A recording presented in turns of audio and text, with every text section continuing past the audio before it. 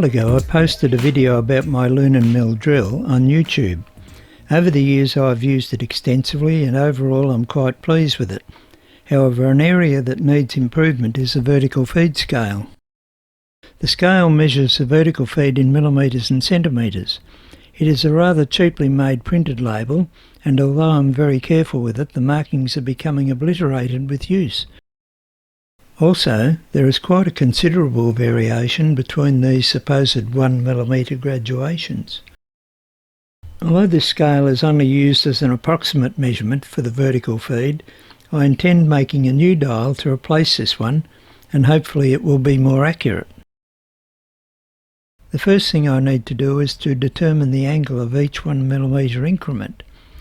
I will accomplish this by rotating the vertical feed scale through 360 degrees and measuring the plunge on the spindle. 360 degrees rotation on the vertical feed has produced 125.48 millimetres of down travel on the spindle. By dividing the 125.48 millimetres of plunge into the 360 degrees rotation, it gives me an angle of 2.869 degrees required between each 1 millimetre increment. To use this with my rotary table, I will have to convert 2.869 degrees to degrees, minutes and seconds. 2.869 degrees. Putting the 2 degrees aside, 0.869 by 60 equals 52.14 minutes. 0.14 minutes by 60 equals 8.4 seconds. So all that gives me 2 degrees, 52 minutes and 8.4 seconds. Moving to the rotary table, first I set the 2 degrees. Then it's 10, 20, 30, 40, 50 degrees, 2 minutes and 8.4 seconds on the 0 to 60 second scale. At this point, I could simply lock the head, reset the scale back to 0 and repeat the 2 minutes etc. setting. But repeating this over the full 360 degrees would accumulate an error. So, I calculated the cumulative angle for every 1 millimetre increment over the full 360 degrees and produced this spreadsheet. This is just sheet 1 of 2 incidentally. Now I need to machine the ring that I will use for the new scale, so I need to remove the old scale to measure the diameter. Having removed the vertical feed handle, the existing scale ring is easily removed. And here a close-up shows how knocked about the existing scale has become. There are just 2 rivets attaching the old scale, and I can dispatch these using my trusty Azito drill.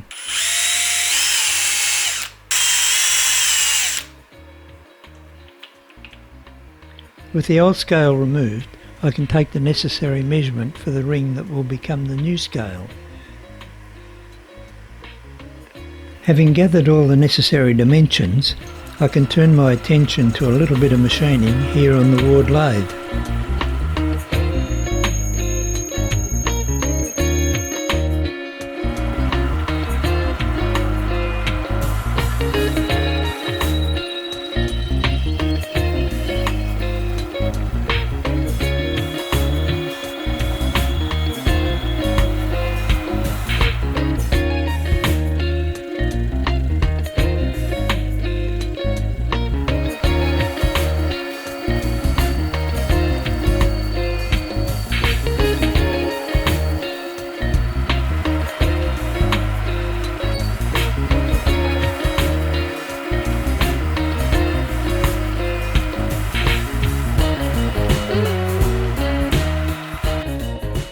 I ground a point on this milling cutter to use as an engraving tool to inscribe the calibrations on the new scale. Starting at 0 on the rotary table, and with 0 marked on the ring, I will start off by inscribing the short 1 millimetre graduations. I've adjusted the stop on the table travel to suit the length of these short increments.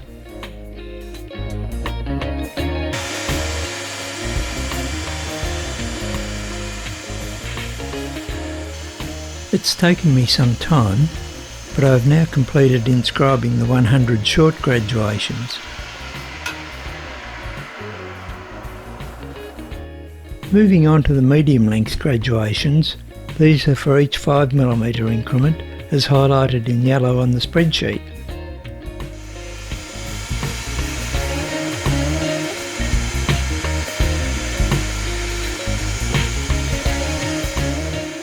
With the 5mm increments now completed, an adjustment to the table travel, and it's on to the long ones that are the centimetre graduations as shown here in orange.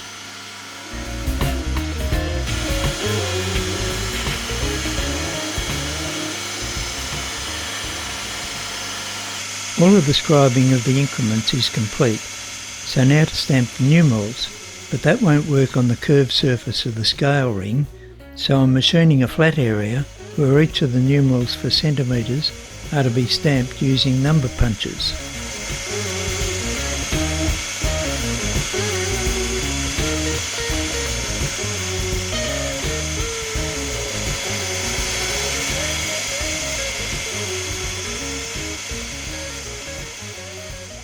Here is the completed scale ring, showing the flat surfaces to accommodate stamping the 1 through 12 numerals for the centimetres.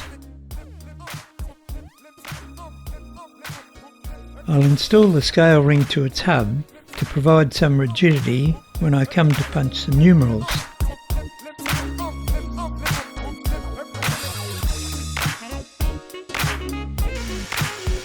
Before I can stamp the numerals, however, I need to make a guide. This guide will need to accommodate both single digits and double digits.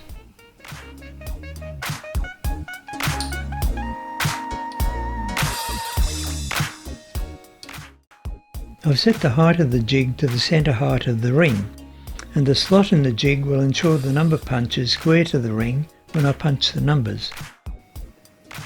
Referring to the spreadsheet, the rotary table is turned to the angle required for each centimetre measurement. Then, ensuring I have the number stamp up the correct way, a firm hammer blow completes the task.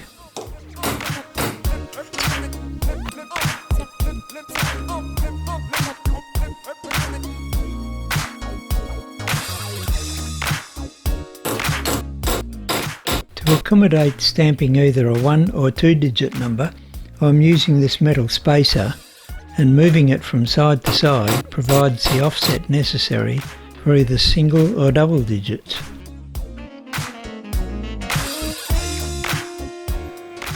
After I completed the number stamping, I removed the scale ring from the hub and coated over both the graduations and numbers using black paint. Now it's back in the lathe again to sand off the excess.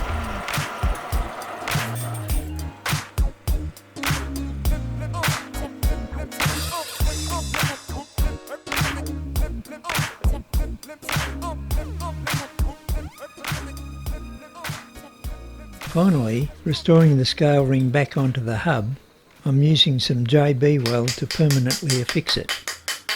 It's time to reinstall the assembly back onto the mill. I must say, I'm quite pleased with how this project has turned out. The new scale will last the life of the machine and is easily read, whereas the old scale in places had become totally unreadable. Anyway, I think now this mill drill can scale new heights. Get that? Scale new heights.